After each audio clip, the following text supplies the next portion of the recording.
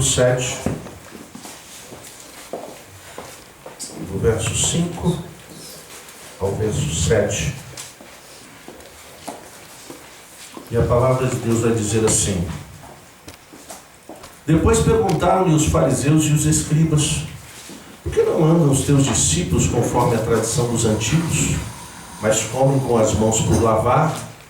Respondeu-lhe Jesus: Bem profetizou Isaías a respeito de vós, hipócritas, como está escrito: Este povo honra-me com os lábios, mas o seu coração está longe de mim. Em vão, porém, me adoram, ensinando doutrinas que são preceitos de homens. Glória a Deus. Vamos orar?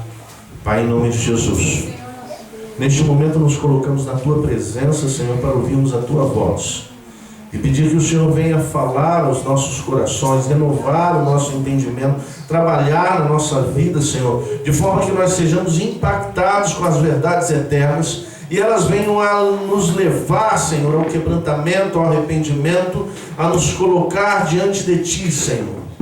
Que ela venha renovar, trabalhar, edificar, fortalecer cada coração nesta noite. Em nome de Jesus. Amém. Podeis assentar, queridos. Nós temos o tema da mensagem de hoje. Continuando, né? A palavra de Deus para aqueles que andam segundo o seu próprio coração. Nós estamos na nossa terceira parte, cujo subtema é impenitência. Queridos, a história vai mostrar, principalmente com o povo de Israel, a sua impenitência, ou seja, aquela dureza de serviço, aquela dureza de postura diante daquilo que o Senhor vai falar. É interessante que Jesus vai dizer que enviou por muitas vezes os seus servos, os profetas, e o povo não deu ouvidos à sua voz.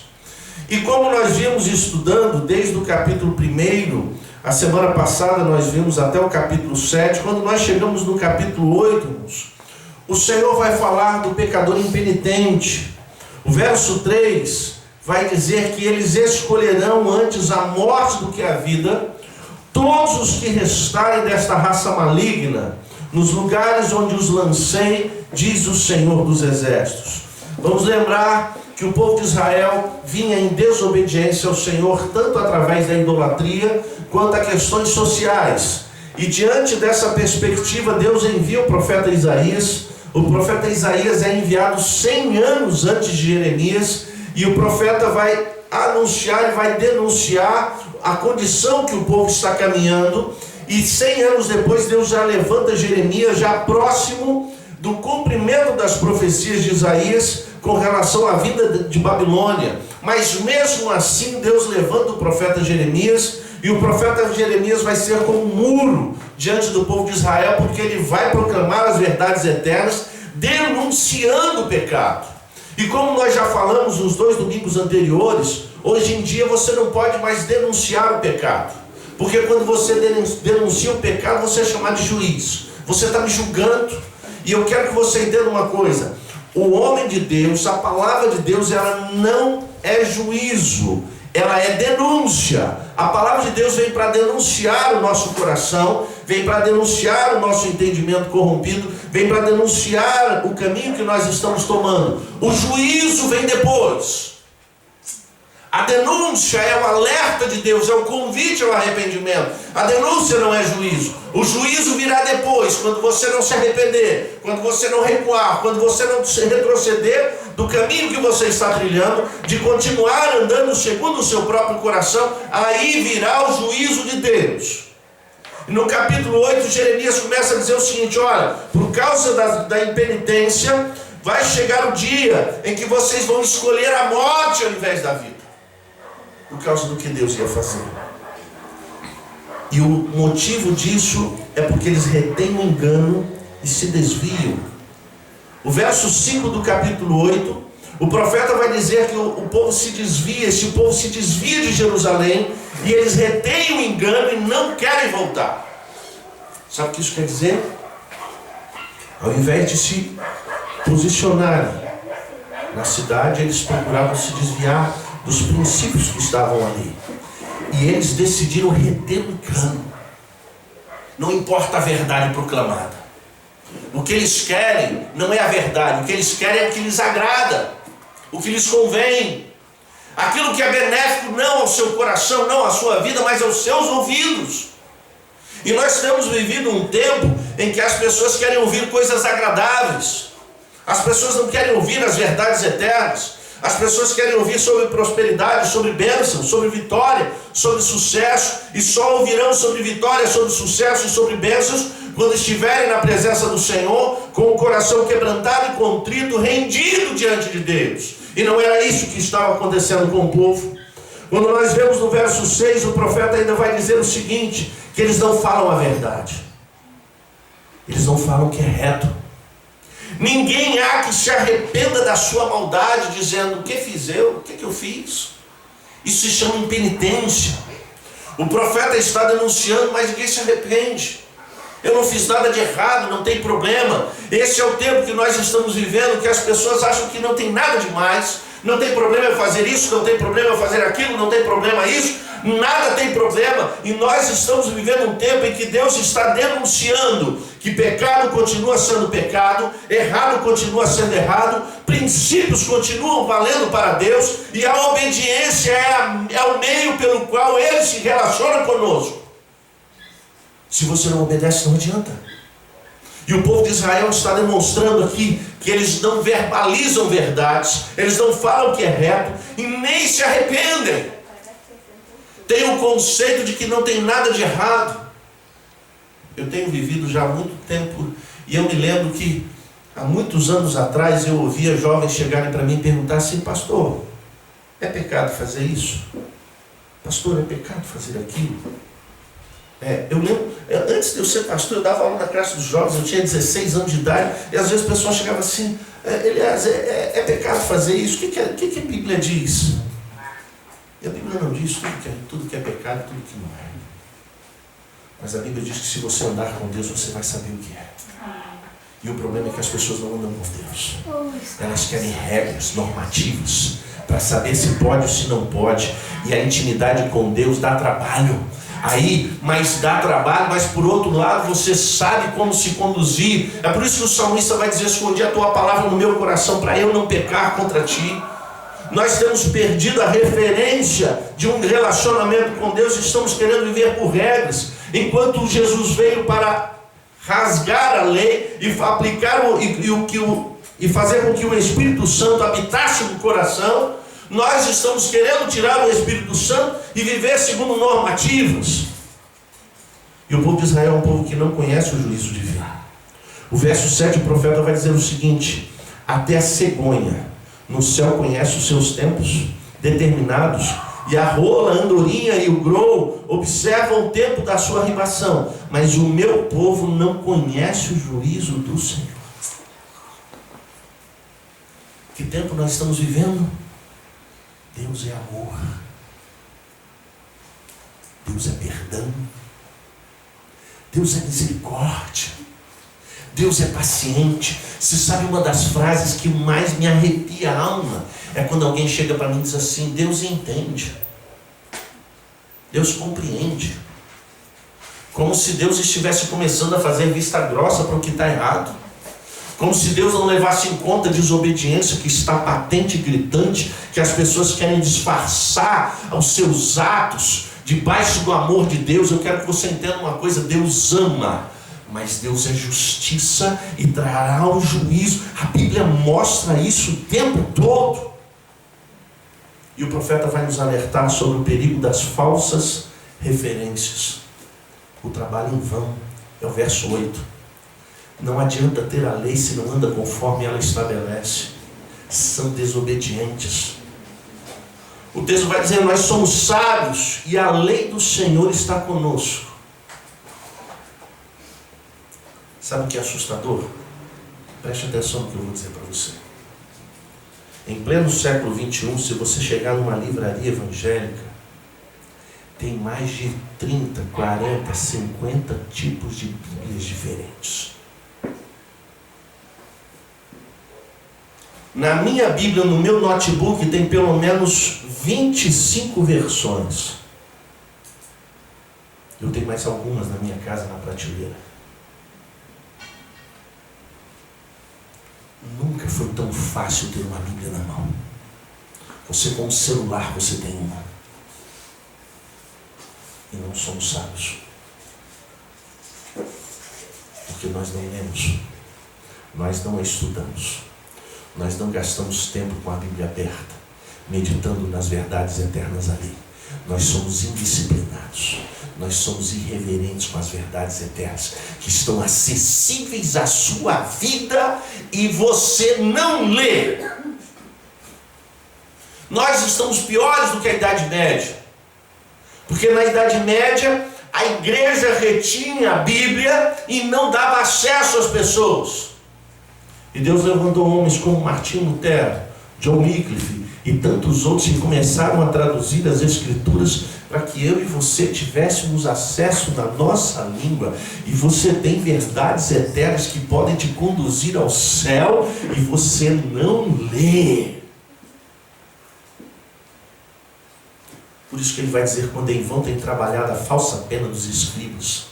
Porque os escribas eram os copistas, eram que iam copiando a versão antiga. Então o povo de Israel fazia o seguinte: eles tinham a versão, aí eles copiavam ela inteirinha. Quando eles terminavam de copiar, eles jogavam a antiga fora e ficavam com a próxima. E assim sucessivamente. Hoje não, quanto mais antiga melhor. Para eles não, quanto mais próxima era melhor. Então sempre era descartada a anterior. Mas não adiantava os escribas copiarem, porque o povo não obedecia, não lia a sua palavra.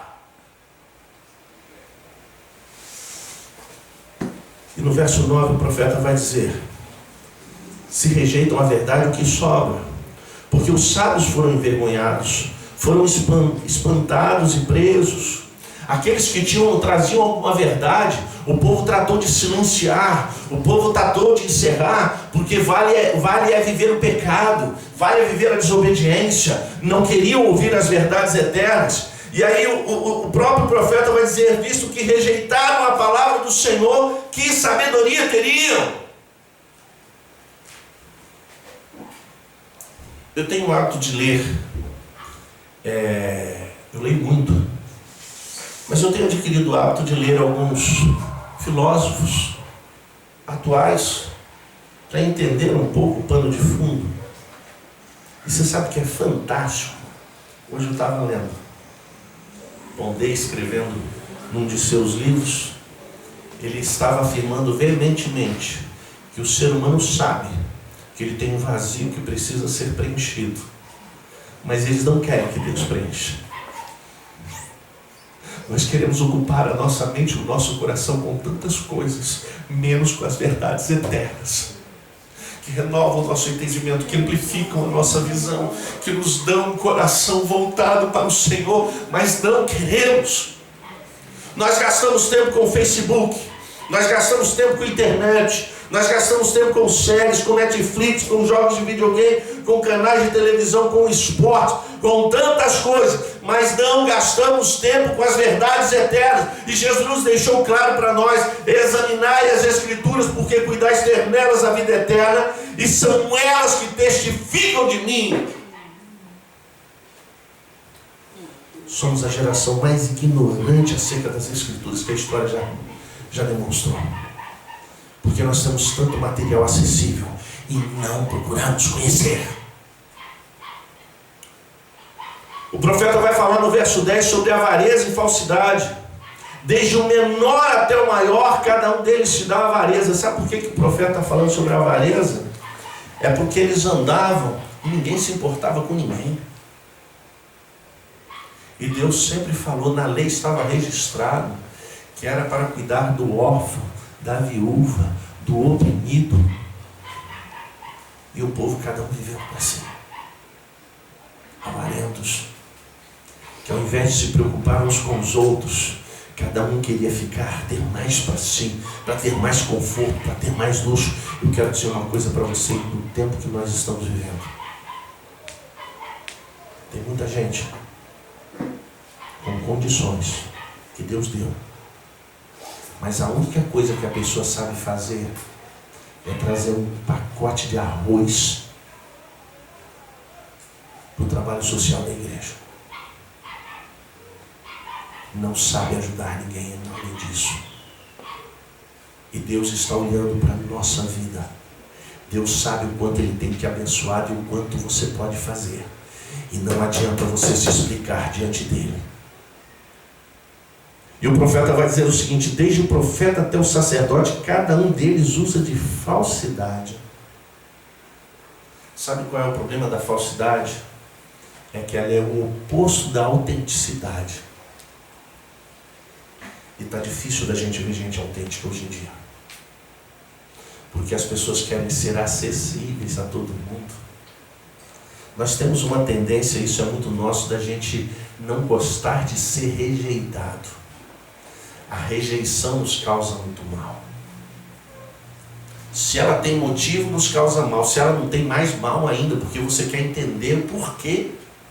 Parece que a gente precisa de aceitação de todos. E eu conheço gente que vive de querer agradar todo mundo, porque a questão é ele ser aceito, a pessoa ser aceita, se encaixar e todo mundo gostar. Meu querido, nem Jesus agradou todo mundo. E a autenticidade parte do pressuposto de você ser quem você é. Você não finge ser. Você é o que você é. E a melhor coisa que existe, irmãos, é isso. É a gente ser o que a gente é. Porque as pessoas não vão gostar de você por aquilo que você é. E vão gostar de você por aquilo que você é. Hoje eu falava sobre isso na escola dominical. Porque não adianta você tentar ser o que não é. Porque muita gente não vai gostar de você por aquilo que você tenta ser. Então é melhor você ser o que você é. Porque pode ser que não goste de você de jeito nenhum. Autenticidade, queridos. O Senhor estava cobrando isso do povo de Israel. E vai dizer de uma mensagem superficial no verso 11. A palavra não cura, não liberta. Porque vai dizer: curam superficialmente a ferida da filha do meu povo. E a mentira pregada ao povo: paz, paz, quando não há paz. Você sabe o que me causa mais tremor, queridos, quando eu pego o microfone e vou trazer a palavra? É imaginar que uma palavra mal dita, não é emendado, não, é separado. Uma palavra maldita, uma palavra não dita, pode levar uma pessoa para o inferno. Escute o que estava acontecendo. Deus estava enviando juízo através de Nabucodonosor. Está lá Jeremias na cidade dizendo: assim diz o Senhor. Nabucodonosor vai entrar nessa cidade e vai destruir o templo e vai levar esse povo desobediente que segue o seu próprio coração cativo. E está lá Jeremias apontando o dedo e levantando.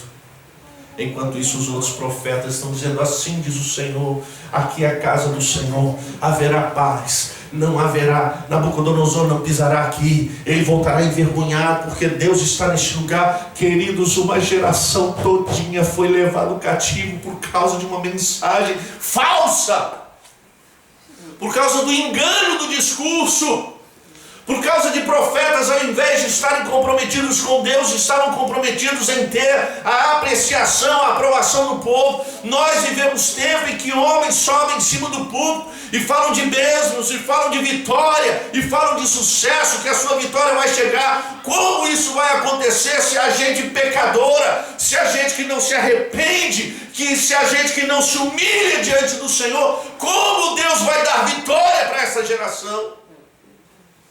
Não temos entendido o que está acontecendo. Eu fico estarrecido quando eu olho. Às vezes eu percebo, existem pessoas em determinadas igrejas que são irreverentes, são indisciplinadas, vivem chafurdadas no pecado, mas quando vão para a igreja tem lá um pregador dizendo: hoje é o dia da sua vitória. Não haverá vitória, haverá juízo. Porque vocês pensam que estão vivendo e Deus não está olhando, mas eis que o Senhor tem olhado todas as coisas da nossa vida. Não há nada escondido. O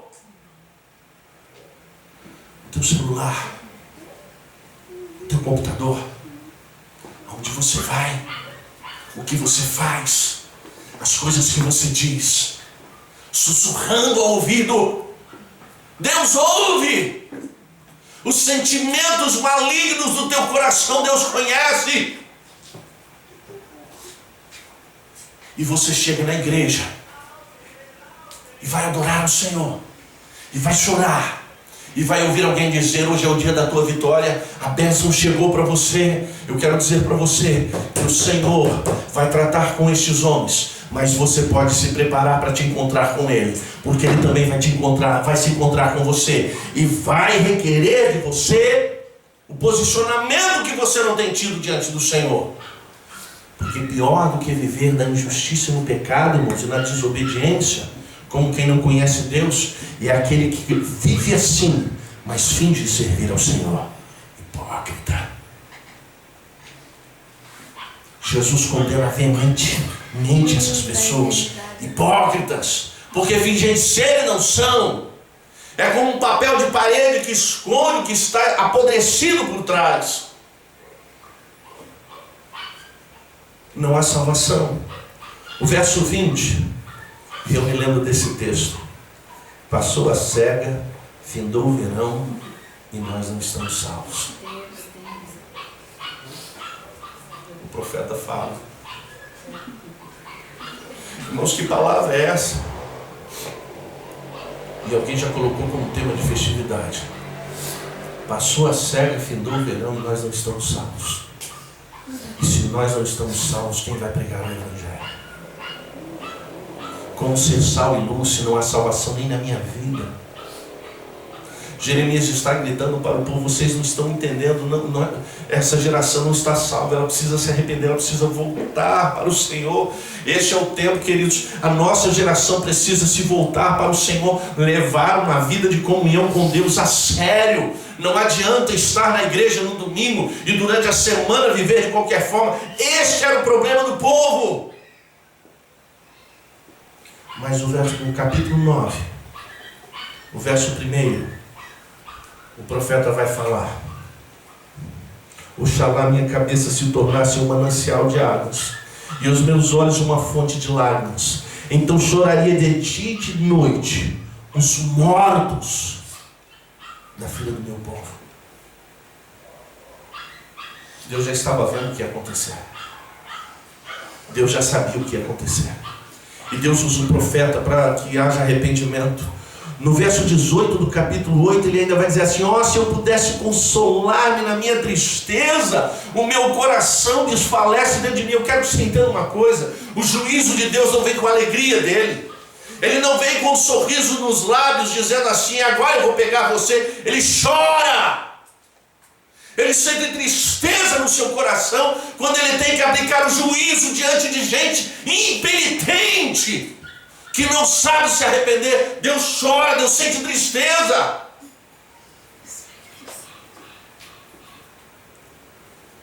Deus deseja abandonar o seu povo. O verso 2 ele vai dizer: oxalá tivesse no deserto uma estalagem de caminhantes, então deixaria o meu povo e me apartaria dele, porque todos são adúlteros, um bando de infiéis. Por que Deus fala isso? Porque nós nos esquecemos de algo que o povo também esqueceu. Aqui está sendo evidenciado a santidade do Senhor. O profeta Amós, capítulo 3, verso 3, vai nos lembrar disso. Andarão dois juntos se não estiver de acordo. Sede santos, porque eu sou santo. Sem a santidade ninguém verá o Senhor. E tem gente querendo andar com Deus de qualquer jeito. Tem gente querendo andar com Deus vivendo de qualquer jeito, fazendo qualquer coisa. E Deus está dizendo para o povo: ou eu queria uma estalagem que eu abandonaria vocês e eu ia embora.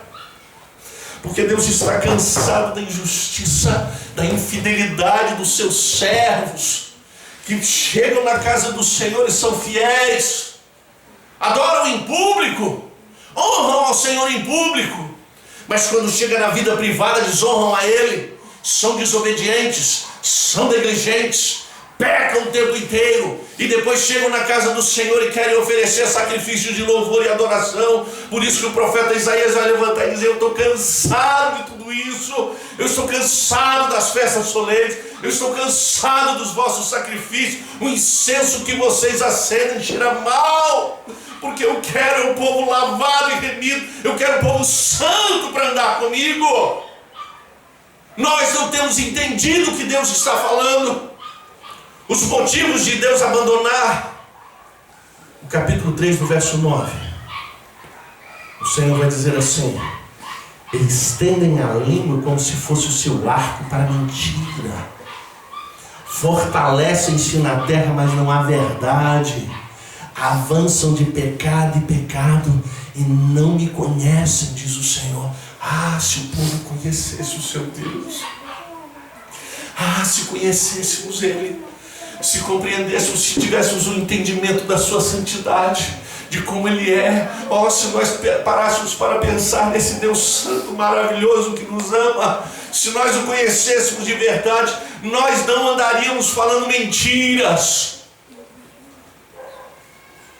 porque aquele povo já não queria mais ouvir a verdade. Nós vivemos um tempo em que as pessoas não querem nem saber da verdade. Fala mentira, pelo menos sou melhor. A verdade vai escandalizar o meu coração. Nós preferimos a mentira do que a verdade. Este povo fazia exatamente isso. E aí do verso 4 ao verso 6, o profeta vai falar dos relacionamentos que não são saudáveis. E queridos, aqui eu vou gastar algum tempinho para você entender o que estava acontecendo. O Senhor vai dizer o seguinte, com relação ao amigo: recomendações: guardai-vos cada um do seu amigo, porque todo amigo anda caluniando. É assustador você pensar que isso acontece dentro da igreja. Gente que deveria de falar bem do outro, fala mal. Pastor, mas é que você não conhece. Querido, ore, não fale mal. O grande problema é você verbalizar, ainda que seja verdade. Se você quer fazer alguma coisa, você quer fazer o bem para alguém, chega na pessoa e repreende, chama atenção. Mas esse negócio de você falar do que o outro é, do que a pessoa fez, isso aqui é o que o profeta estava dizendo, era o que acontecia. Guardai-vos cada um do seu amigo. Todo amigo anda caluniando, mas não para por aí, a coisa se aprofunda. Porque de amizade a gente compreende que as pessoas nos decepcionam, mas o problema vai longe com relação ao irmão de carne. Recomendações: de irmão nenhum vos fieis, pois todo irmão não faz mais do que enganar. E queridos, a Escritura fala muito sobre a questão do irmão de sangue. Eu ouvi o pastor Cláudio Duarte falando sobre isso esses dias, né? Quem foi que matou o Abel? Quem foi que vendeu José?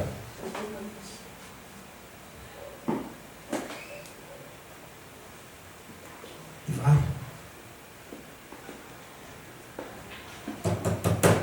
É diferente hoje, gente. Nas relações, zomba cada um do seu próximo, não falam a verdade, ensinam a sua língua a proferir mentiras, andam se cansando em praticar iniquidade. Como é que um povo desse vai dar certo, irmão? Como é que uma igreja assim vai dar certo? Como é que a igreja do século XXI vai conseguir marchar quando um fala mal do outro, quando um mente para o outro, quando um engana o outro, quando as famílias não são saudáveis? Aí no verso 7, o texto vai dizer o que Deus vai fazer. Olha o que diz o texto. Portanto, assim diz o Senhor dos Exércitos: eu os fundirei e os provarei, porque de que outra maneira procederia com a filha do meu povo? Sabe o que quer dizer fundir? Refinar, provar para ver se é verdadeiro.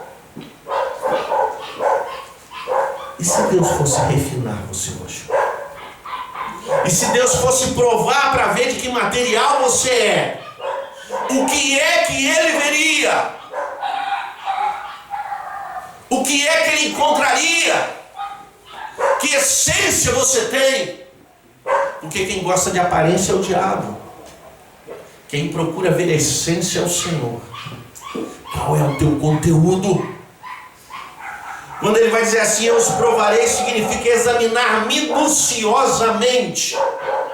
Se Deus for examinar a tua vida, o que Ele vai encontrar? O que será que Ele verá? Que testemunho o Pai daria?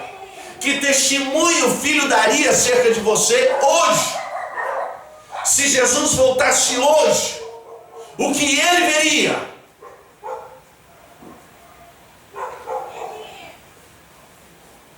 Porque o Senhor vai punir e vingar, verso 9. Não os puniria por dessas coisas, diz o Senhor, ou não se vingaria a minha alma de uma nação como esta? Deus está dizendo o seguinte, eu não vou deixar passar em branco. Eu vou tratar com essa geração. E sabe o que é assustador, igreja?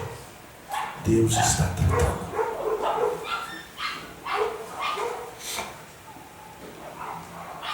Não importa o que a imprensa diga, não importa o que as pessoas digam. Ah, foi um vírus modificado, olha, veio assim, veio assado. Uma coisa eu digo para você, tem o dedo dele aí.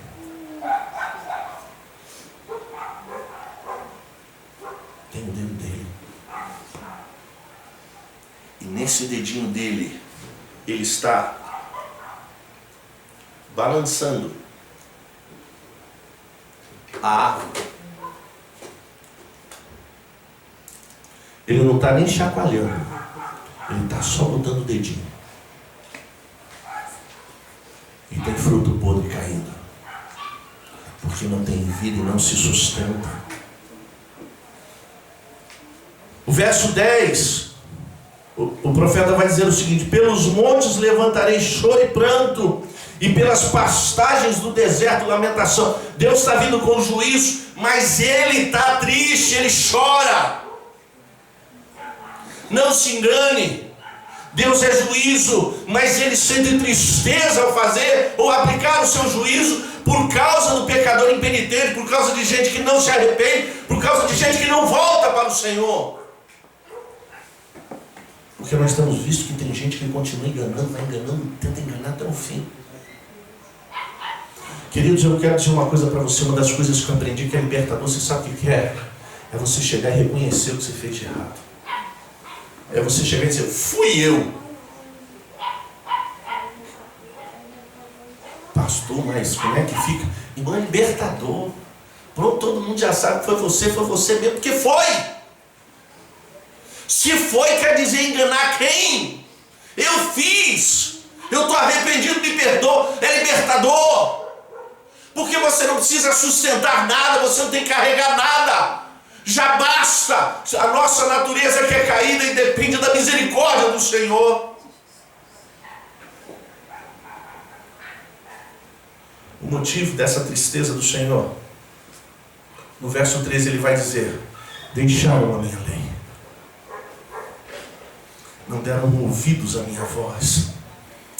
Essa geração tem deixado a palavra do Senhor, que publiquei perante a sua face, e não deram ouvidos à minha voz e nem andaram nela. Essa geração tem negado aquilo que o Espírito Santo tem cravado, porque a palavra de Deus diz, o profeta Ezequiel, o profeta Jeremias vai dizer que tira o coração de pedra, coloca o coração de carne, escreve a lei no seu interior. Quando Jesus Cristo morreu na cruz do Calvário, o véu foi rasgado. Quando você aceita Jesus Cristo, o sangue te purifica de todo o pecado, e o Espírito Santo entra e faz morada no teu coração. E como você dizer que não dá para viver na presença do Senhor? Como você dizer que não dá para viver em obediência ao Senhor, se o Espírito Santo está na sua vida?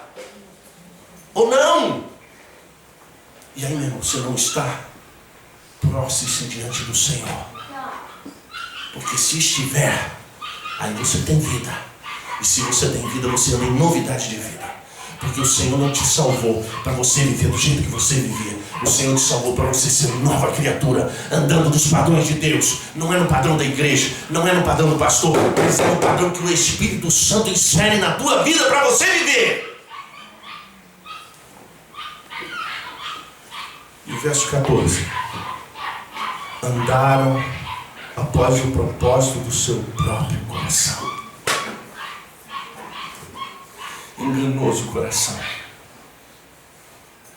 achando que não tem problema, achando que Deus não vê, achando que dá para enganar, achando que dá para falar mentira, achando que dá para colocar outros deuses no lugar, estabelecer outras prioridades e achar que está tudo certo e que vai para o céu.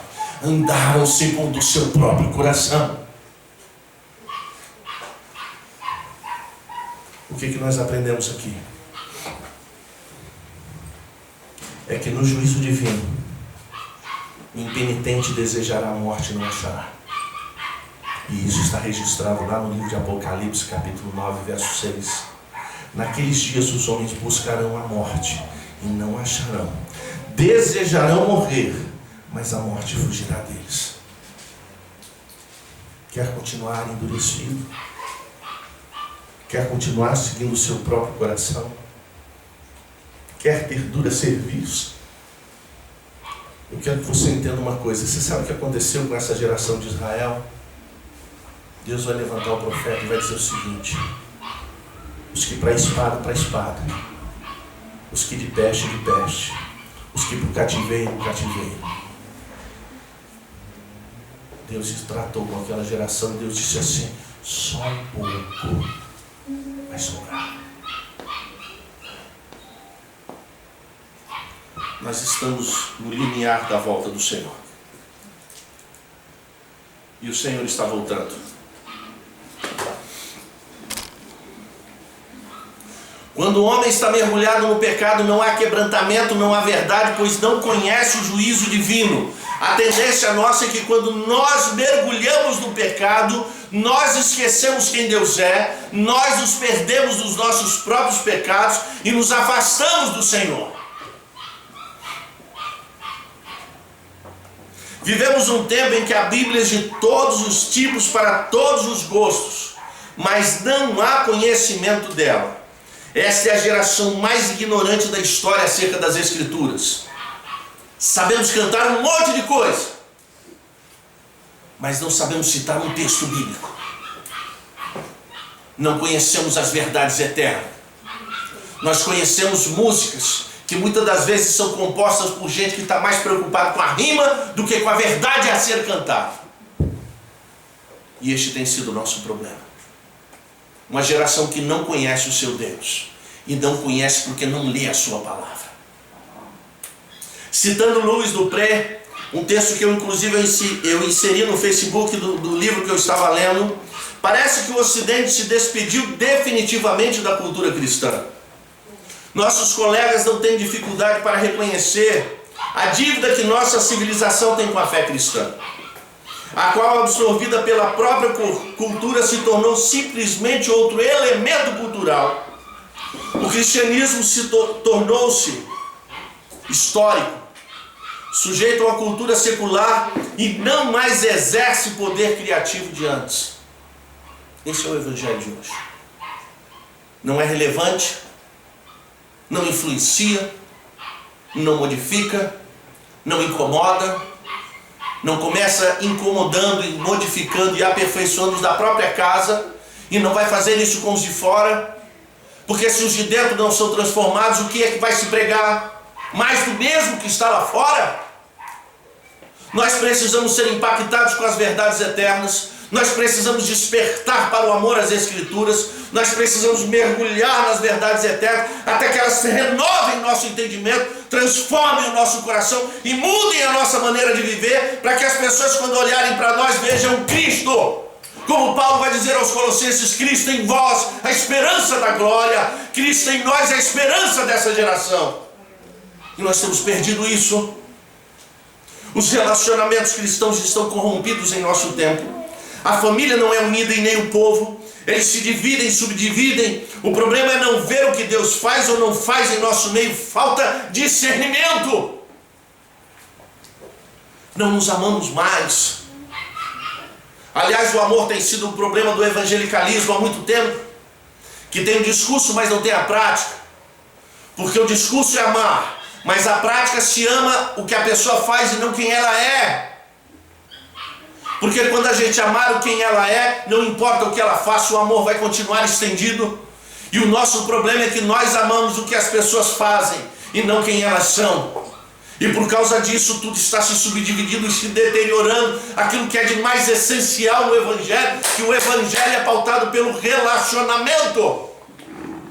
E não pelo culto, e não pelo sacrifício, e nem pela oferta.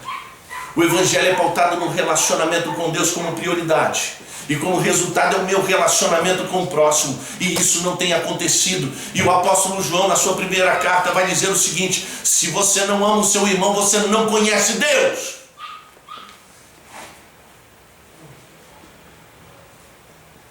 E muita gente não conhece Deus. Por fim, e aqui eu quero encerrar. Deus tem trabalhado no seu povo, examinando e refinando a sua igreja. Isso deveria de nos inquietar. Será que eu serei aprovado? Será que poderei ser refinado? É o tempo que vai dizer. Porque, escute, eu não posso julgar ninguém. Eu quero que você entenda o que eu vou dizer aqui. No tempo de hoje, muitas vidas estão sendo ceifadas. Lá fora e aqui dentro.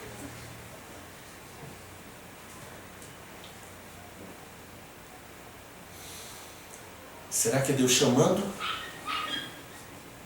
Só chamando? Não tem juízo? A salvação, eu quero que você entenda, não é um problema nosso. Quando você vai num velório de um crente, não crente, não dá para você dizer assim, partiu sem Jesus. Não dá. Aí você chega no velório de crente e você diz assim, tá com Deus. A gente até fala, mas não dá. Uma cidade próxima daqui, eu fui questionado por uma irmã, alguns anos atrás: pastor, como é que faz? Como é que fica essa situação? Eu falei, que situação, irmão? Então, a gente estava lá no velório do presbítero, lá, um homem de Deus, que pregava a palavra, crente, com a família, e todo mundo lá chorando. De repente chegou outra mulher, começou a chorar lá, e era amante dele. Como é que faz? O juízo de Deus está vindo, irmãos. Vidas estão sendo ceifadas, mas nem todas é Deus chamando. É isso que eu quero que você entenda. Não estou aqui para dizer que A é, B não é. Quem sou eu, irmãos? Mas eu quero que você entenda que Deus está fazendo. Há uma saída? Claro que há. Nós vamos para o capítulo 9, versos 23 e 24. E aqui eu quero encerrar. Assim diz o Senhor: não se glorie o sábio na sua sabedoria, nem se glorie o forte na sua força, nem se glorie o rico nas suas riquezas. Porque há quem é inteligente e vai se vangloriar da sua inteligência, da sua formação acadêmica. Há aquela pessoa forte, convicta, que haja o que houver, ela vai vencendo e diz assim: olha, eu sou, eu consigo. Há o rico que vai dizer assim: eu tenho abastança, eu tenho para muitos anos da minha vida, tenho até para os filhos dos meus filhos. Mas a palavra de Deus vai dizer assim: não se glorie em nada disso. O que se gloriar, glorie-se nisto, em me conhecer. Intimidade. E saber que eu sou o Senhor, entendimento. Porque quando você passa a conhecer alguém pessoalmente, como relacionamento, você passa a ter entendimento de quem é essa pessoa. E o problema dessa geração é que não conhecem Deus. São como Jó no início do seu capítulo, quando no final ele vai dizer: antes eu ouvia falar, As pessoas conhecem Deus de ouvir, mas não provam e veem que o Senhor é bom na sua vida. E o que gloriar se glorie nisto. Saber que eu sou o Senhor, que eu faço misericórdia, juízo e justiça. A gente só gosta da misericórdia, não é? Mas Deus não está aqui para fazer só o que você gosta. Ele vai fazer o que lhe apraz, quando Ele quiser, do jeito que Ele quiser, porque Ele é quem Ele é. E nós só podemos dizer amém, nada mais, e clamar por misericórdia, porque destas coisas me agrado, diz o Senhor. Eu quero que você entenda uma coisa muito importante. As Escrituras mostram a história do povo de Israel e o Senhor. Você sabe qual foi o grande problema do povo de Israel e o Senhor? Da sua relação? Desagradar a Deus. Simples assim. Nossa, pastor, mas Deus é assim de desagradar? Meu querido, entenda a história. Preste atenção. Posso nem me mexer muito aqui, né? Preste atenção. Deus começa um povo através de Abraão. O povo vai parar lá no Egito. Deus se revela para o povo no Egito e diz assim: eu vou libertar vocês com mão forte, com o braço estendido. E Deus vai e faz isso. Liberta o povo, tira o povo lá do Egito, leva para uma terra que manda leite e mel. E Deus fala com eles assim: olha, eu sou o seu Deus, e vocês são o meu povo, se andares nos meus estatutos, se vocês forem obedientes. Essa era a aliança. O que Deus requeria do povo de Israel? Fidelidade, só, acabou. O que o povo de Israel fez? Trocou o seu Deus por aqueles que não são deuses. O profeta Jeremias vai dizer no capítulo 2, nós falamos sobre isso semana retrasada: cavou cisternas rotas, porque ele trocou a fonte de águas vivas. E o juízo chegou. Eu quero convidar você a se colocar de pé neste momento.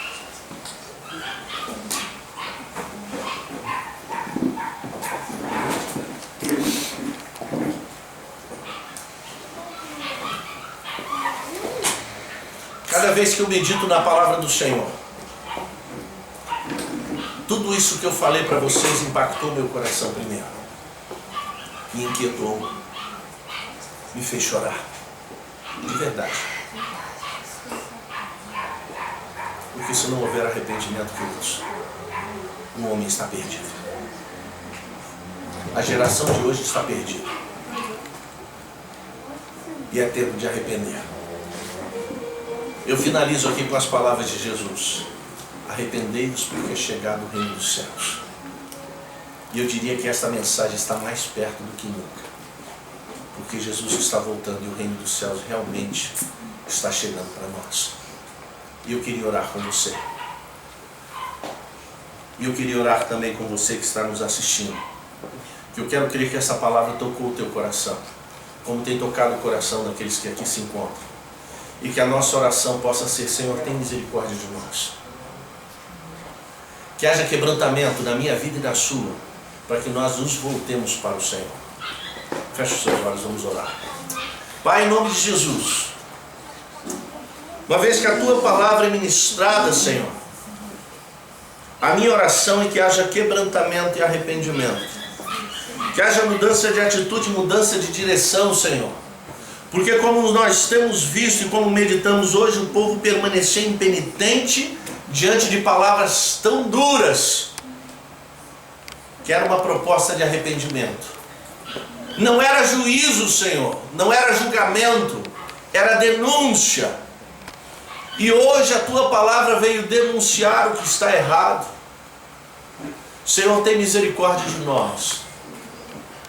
Pai, eu te peço perdão pelos meus pecados.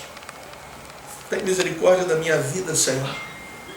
Que cada um faça essa oração e alcance misericórdia de ti, se houver sinceridade e propósito no seu coração, para mudar a direção, para que o juízo não bata a nossa porta, mas para que venha a tua mão misericordiosa, a tua mão de livramento, a tua mão de bênçãos, a tua mão de consolo, de conforto, de segurança, que venha sobre a vida daqueles que se arrependem, que se quebrantam diante de ti neste momento. Ó Deus, que a tua palavra possa continuar a rasgar o nosso coração, para que seja expurgado tudo aquilo que não é teu, Senhor, para que o Senhor venha completar a obra em nossas vidas. Em nome de Jesus, Pai, eu te peço e agradeço. Amém e amém.